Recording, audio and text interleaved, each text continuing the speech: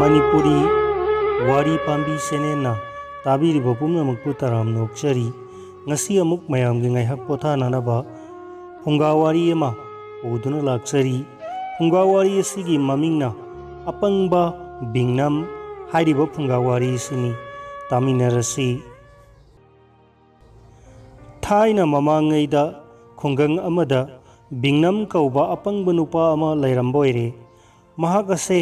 miyoibagi lonchat sajana chingba ka kari amata khangde कोईना नुपी नहा थीदना लैरंबदगी सहीसु फना यामना लैसिनख्रे मतुंगदा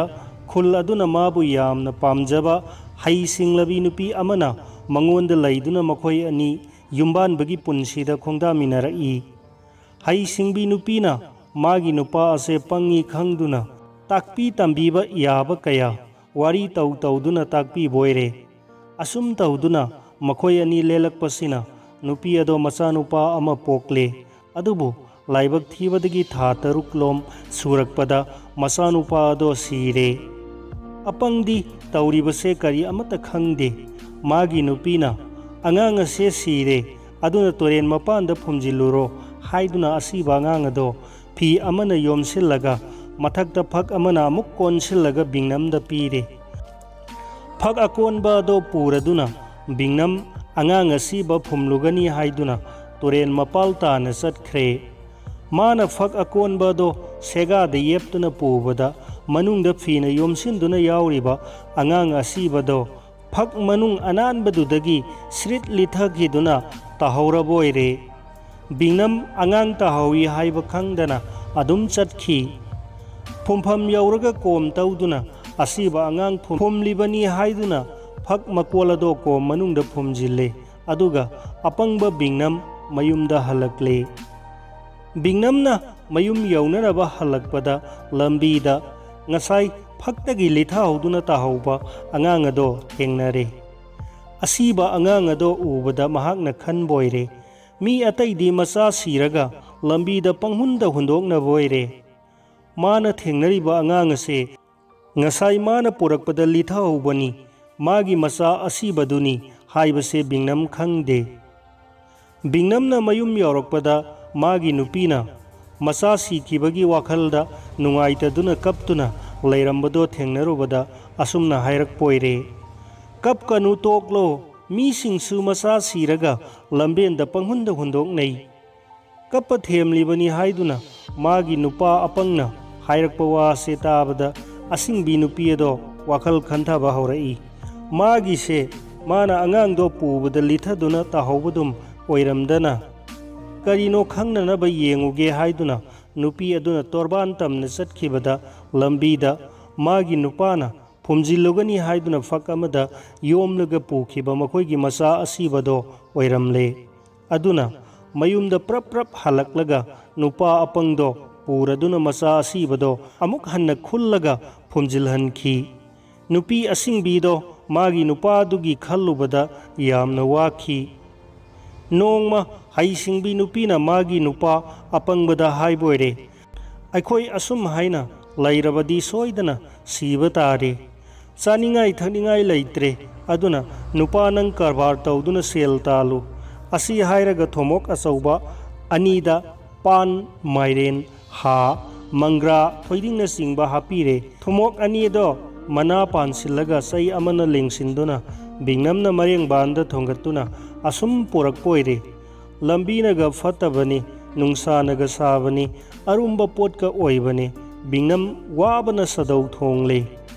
ओइरोम थांगबा मरेंगबानदा assume पुरकपना मरेंगबानदु नाबना Loyare जेटलोमदा अमुक सिनगे तौबदा सिनफम खंगद्रे मरेंगबान सिल्लिबनी हाइदुना लंबीगी ओइ येट येंगलगा येट ताननबा मसादो लैथोकपदा मयुमलोमदा ओलबोयरे मादी करी अमत खंगदे चटपा हौनै हाइदुना पंचत्ता चली खरा चलगा नुमित तासिलक्तुना युम अमदा थुंगलिबनी हाइदुना मसागी युमगी सुमांगदा लेपलगा मांगोंदा लैरंबा नुपी अदुदा हाइरकपोयरे इबेमा लमसांग चटपदा नुमित ताखरे अमंबा मरक असिदा चटपा खुदोंग चाद्रे अदुना ngasi ahing si matangdi isalgi sida pankhige haibabु करी हाइबगे हाइरुरिबा नुपीसे मागी नुपीनी हाइबा बिंगनमदी खंगपोन्ते अतोप्पा सखंगनदबा नुपी अमदा हाइरिबनी हाइदुना अदुम खल्ली मागी नुपी असिंगबीना मागी नुपाना माबु मसक खंगद्रे अदुनदी युमसिसु मागी युमनी हाइबा खंगलमदबा तारे हाइदुना यानी यानी पनबियु कैदौगे हाइदुना हराव हरावना कौसिल्ले अहिंगदुमा साक इसिंग पिजा पिथक तौदुना नुंगाइना पोथाहल्ले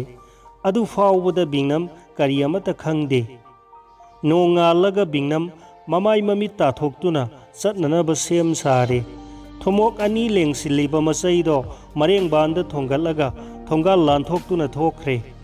मागी नुपीना सुमांग मतोंदा लेप्तुना येंगदुना लैहोई खल्ली मसीदी पंगबदगी फुटपा अमसु यावरेदना करम तौदुना माबु मी अमा ओइहनगदौरिबनो ngaihak khalluraga nupi ado lawsing khanglak lae asum haina mabu asum thadokhiba hauna dena madi apangbani angaubani soidana lamangna duna toklarani maga manaruba hauna de haiduna prap chatlaga farore mayumda puraklaga magi nupina bingnamda hangi ngai khonupa yummase kanagi yum mali sidi aigi yumga manaibo bingnamna khummi magi nupina amuk अईसिदी कना माली हंगलकपदा मागी नुपीगी ममाइदा मुन्ना येंगलगा बिंगनमना नंगसु अईगी नुपीगा मानै खुमलकपोइरे मदो ताबदा मागी नुपीना हाइरई अदु ओइरबदी युमसे नंगी money अईसिना नंगी नुपीनी अदुना नंग युमसिदगी अमुक हन्ना चटपीखरनु बिंगनम फ्रंग लाउना सावरगा हाइरई करी युमसिबो अईगी युमनी हाइबा अदुगा नंगबो अईगी नुपी करीगी नसिन थीरिबनो हाइदुना चटके तौई मागी नुपा सावगलकपदो उबदा नुपीना तपथरदुना फरे फरे नंगना तौरकपा पुमनमक हाइरो ngarang nang pot puduna चटपदा लंबीदा का पोथाबरा नुपाना पोथादे लेंगबान नादुना सिंदी सिल्ली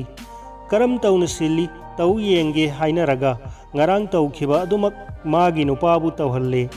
बिंगनमना नुपीदुगी ममांगदा पोट पुदुना चली पोलदो लुम्मे हाइदुना मरेंगबान सिन्ननबा तौबदा मरेंगबानदी सिंददना लंबीगी येट ओइदमक ओंथोक्लगा हाना लाकपा लंबीदा अमुक हलक्तुना मागी युमदा थुंगलबा अदुमक हन्ना तौरे अदो उबदा मागी नुपीना हाइरई असीनी चुमलब्रा नंगी नयुमनी मागी नुपीना थबक ओइना उत्तुना ताकपीबदगी अपंगबा बिंगनम लौसिंग खंगता तारखी मतुंगदा महक असिंगबा नुपा अमा ओइरक्तुना मागी नुपीगा नुंगाइना लैमिनखी अपंगबदा वा ngang पाउताक पीबना कानबा लैते थबक उत्तुना ताकलबतदा खंगबा ngami मागी नुपीना बिंगनमबु थबक ओइना उत्तुना ताकपदगी असिंगबा मी अमा ओइरक्खी।